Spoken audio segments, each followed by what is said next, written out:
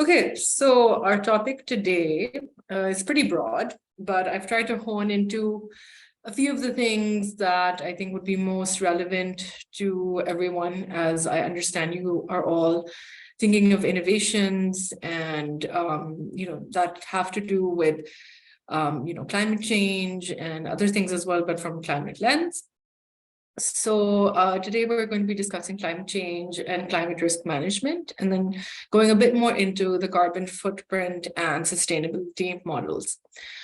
So I was thinking actually that I would like to go from a global to a local level, because I think, of course, as we know, climate change is a global issue. But we in Pakistan are affected very disproportionately from it due to, being a low emitter country, but not having enough resources to actually build that kind of climate resilience that we need. And the floods of last year were a testament to that within a global and a local context. So I know it sounds a bit weird, and this diagram is quite confusing actually, but let me go into it a bit more. So what is the Earth Overshoot Day? So basically, it's a pretty neat kind of idea that climate scientists came up with to understand how our carbon footprint works and how does it work in a relative context.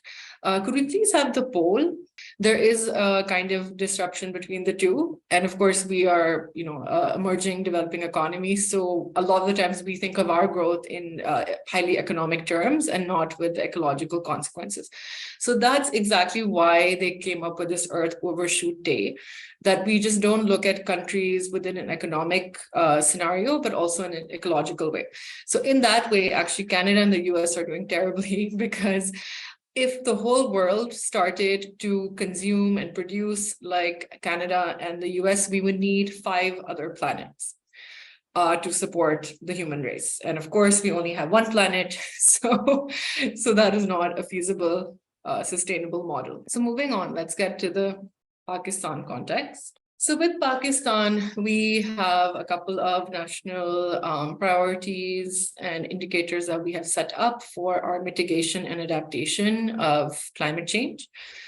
So, so mitigation is kind of curbing our GHG, our greenhouse emissions, to the extent that we feel like we are not building more climate catastrophe, basically, that we are trying to even out our emissions locally and globally. So that's mitigation. That's basically kind of actually trying to attack the root cause of the problem, which is carbon emissions, right?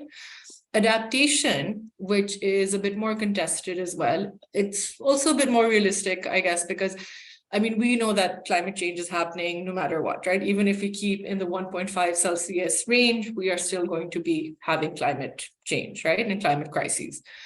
But adaptation talks to the situations we can have, or the mechanisms and tools we can have where we can build resilience. So even if a climate change catastrophe such as a flood or, like a earthquake happens, then we are resilient enough and we have the infrastructure to not only deal with the relief and rehabilitation needed, but also to kind of help itni destruction ho hi na us catastrophes. For instance, the floods that happened here, if we had an early warning system, we could have mitigated or adapted to the crisis by about 35%. So 35% less loss and damage would have been incurred. Similarly, even in countries like Turkey, if they had a better disaster risk reduction and adaptation strategy, they would have also, again, faced a lot less of the destruction they did. So that's what adaptation is. So as you can see, we have a very ambitious goal of 50% reduction in projected emissions by 2030. And with adaptation, again, we are looking at, building more resilience. So we need about 200 billion USD to actually support these NDC commitments. And, that is not happening. And we have about needing 101 billion USD. For just energy. So as we all know, our energy situation is not good. We're in a crisis. So these are like the different ideas of how we can reach these. Moving forward to climate risk management. So I wanted to go over what is climate risk management. So basically, it's about, as you can read, I'm not really into like reading definitions as you can read them yourself. So as I said, you can either do adaptation, DRR, which is disaster risk reduction, or you can do all of them, right? And actually, I'd like to play a video, if that's okay, because I think it explains this a lot better than I can explain it, and it's a bit visual as well. Impacts of climate change can already be felt today. We are experiencing climate-related extreme weather events such as floods, heat waves, or storms, and the beginning of slow onset events, including sea level rise, increasing temperatures, or desertification. Despite all mitigation and adaptation efforts, some degree of residual risk of climate change impacts remains. This affects human and natural systems and may result in loss and damage.